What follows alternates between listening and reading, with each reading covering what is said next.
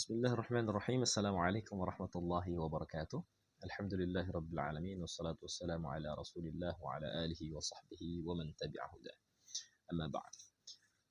Pada kesempatan kali ini saya akan coba menyampaikan salah satu contoh studi kasus dari penerapan teori analisis gunung es atau iceberg analysis dan analisis U dalam memecahkan satu fenomena permasalahan sosial terkait dengan penerapan moderasi beragama.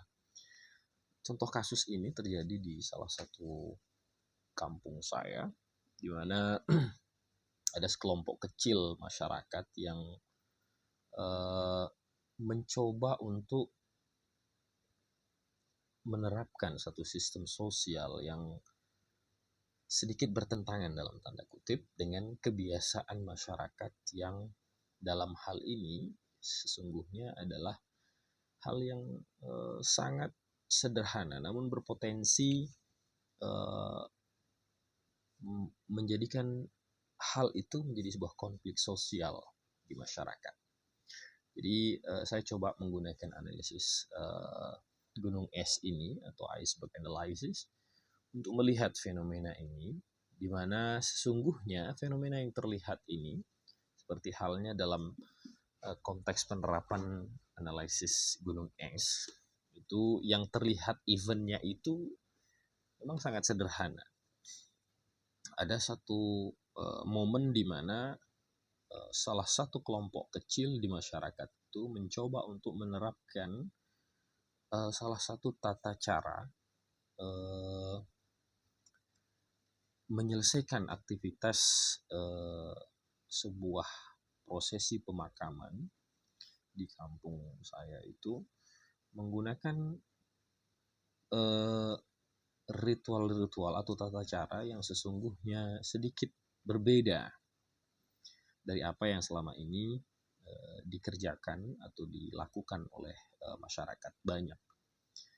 Sebenarnya ini tidak terlalu tidak terlalu urgent untuk diangkat sebagai satu hal yang kemudian sampai berpotensi menimbulkan konflik. Namun ternyata hal tersebut tidak menjadi sesederhana yang terlihat karena justru sebaliknya menimbulkan konflik sosial.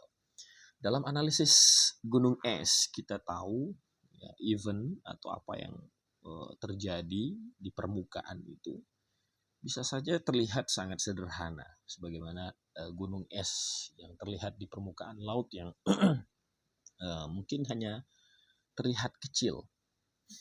Jadi fenomena yang terjadi kemudian adalah adanya perbedaan di situ dalam menyikapi ritual atau tata cara penyelesaian pemakaman seorang atau jenazah salah seorang anggota masyarakat. Nah, dalam analisis gunung es kita mengetahui ada event, yaitu fenomena yang terjadi dalam konteks sosial masyarakat yang mungkin terlihat sederhana, namun itu di balik itu ternyata ada gunung es di bawahnya yang jauh lebih besar.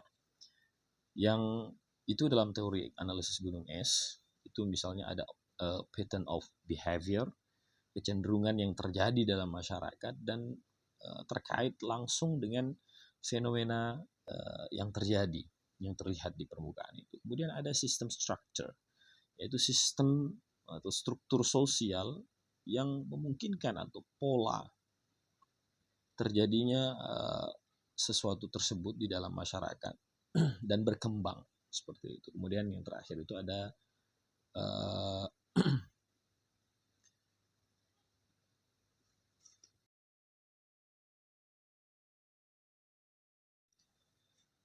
yang terakhir itu adalah mental models, yaitu cara pandang perspektif dalam paradigma pelaku atau elemen sistem yang menyebabkan sistem sosial bertahan dalam kondisi atau situasi tertentu.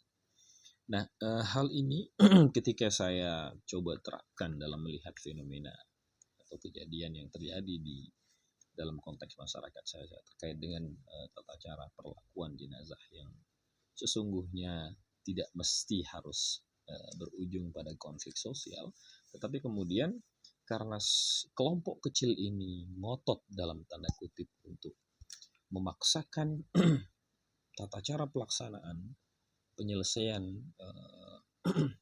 jenazah itu sesuai dengan apa yang selama ini mereka yakini, namun di sisi lain sangat bertentangan dengan apa yang terjadi di dalam masyarakat.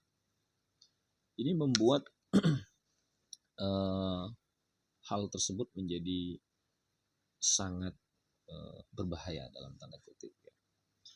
Nah, jika kita melihat pola menyelami permasalahan itu, ternyata memang pola atau tren atau pattern of behavior dari sekelompok kecil ini yang sering sekali mengundang reaksi yang frontal dari masyarakat itu adalah satu pemahaman keagamaan yang sangat eksklusif, di mana mereka sangat dalam tanda kutip tekstual dalam memahami beberapa teks-teks keagamaan yang kemudian jika itu hanya menjadi konsumsi pribadi mereka mungkin tidak jadi masalah, tetapi mereka paksakan untuk terjadi atau diterapkan dalam sistem sosial yang sesungguhnya sistem struktur yang sesungguhnya sudah berjalan sekian lama. Nah, hal-hal yang seperti inilah yang kemudian menyebabkan terjadinya konflik, terlebih ya, pattern of behavior kelompok kecil ini seringkali juga sangat tertutup dan tidak mau menerima kebenaran dalam tanda kutip yang datang dari luar kelompok mereka.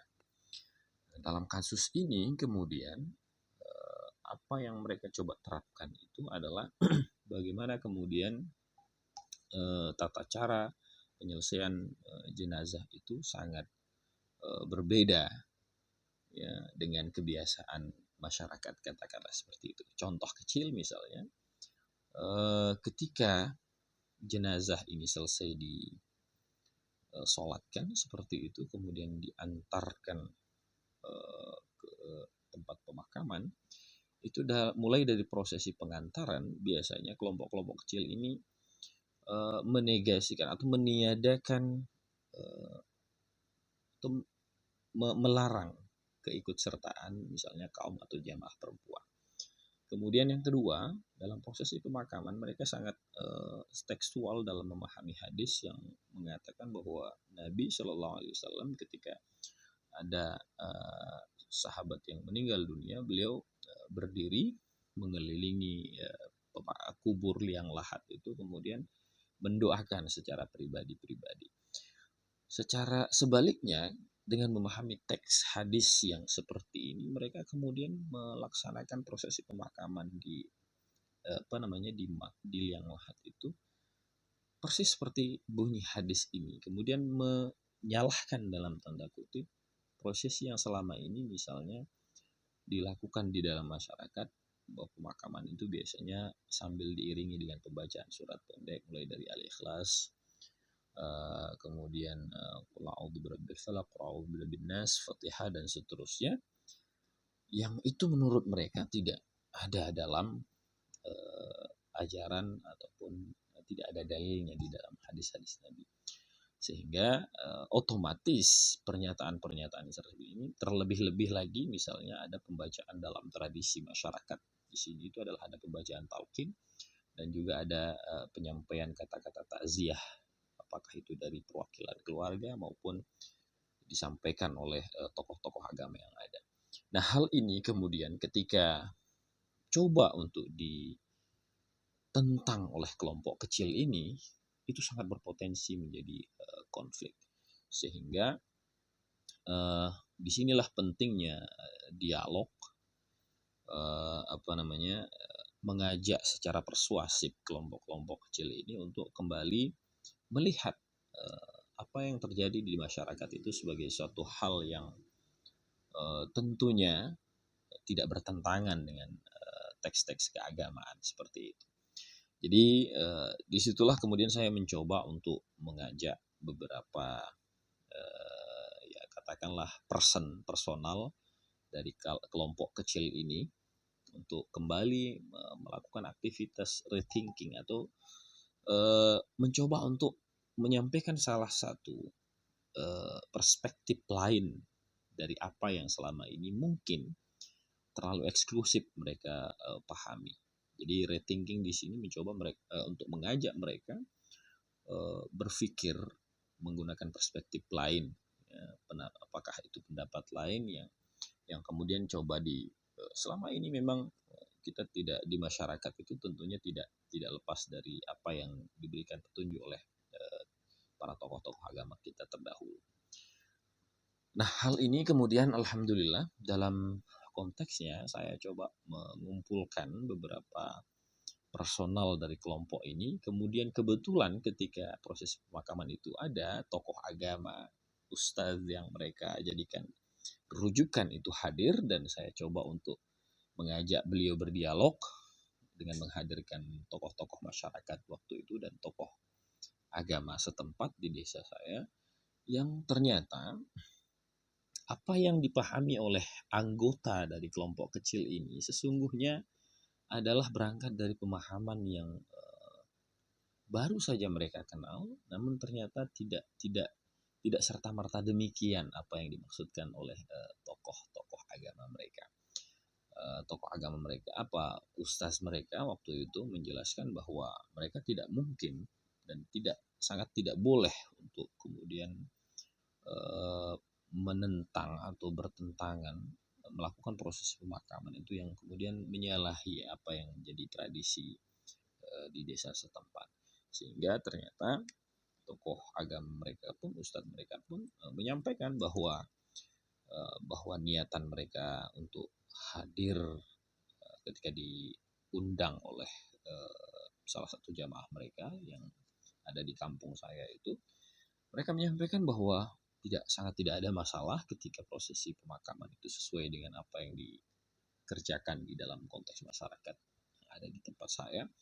Kemudian mereka hanya meminta izin supaya diperkenankan untuk bisa berbagi. Dalam hal ini mungkin mereka menyebut almarhum yang diselesaikan ritual pemakaman itu adalah orang baik, sehingga mereka ingin ikut menyolatkan, mengantarkan sampai ke pemakaman, kemudian juga ikut mendoakan. Namun dalam konteks bahwa mereka mencoba untuk melaksanakan sesuai dengan apa yang mereka pahami, dan selebihnya dilakukan sesuai dengan ritual atau prosesi yang memang biasa dilakukan di dalam konteks masyarakat. Maka menurut saya ini adalah satu langkah yang bisa kita ambil dalam menerapkan menanamkan faham wasatiyatul Islam atau moderasi beragama dalam konteks masyarakat, di mana ketika kita ingin menanamkan moderasi pemahaman, moderasi beragama atau beragama dengan cara yang moderat seperti itu, tidak mesti harus dilakukan dengan cara-cara yang kemudian frontal dan juga justru itu sangat bertentangan dengan nilai-nilai beragama. Kita ingin dalam tanda kutip memaksakan apa yang coba kita pahami tentang moderasi beragama. Salah satu contohnya misalnya kepada orang-orang yang kita katakan mungkin sangat eksklusif dalam beragama, namun cara-cara kita kadang-kadang tidak mencerminkan bahwa itu adalah cara-cara yang menjadi nilai-nilai yang membawa misi nilai-nilai moderasi beragama. Nah, ini yang kemudian mungkin bisa saya berikan contoh konteks penggunaan analisis gunung es atau iceberg analysis dan juga analisis suhu, yang dalam konteks ini saya coba terapkan dalam kasus yang terjadi di kampung saya. Mudah-mudahan ini bisa menjadi salah satu referensi bagi kita semua dalam hal menerapkan nilai-nilai moderasi beragama. Demikian Mudah-mudahan bermanfaat. Wassalamualaikum warahmatullahi wabarakatuh.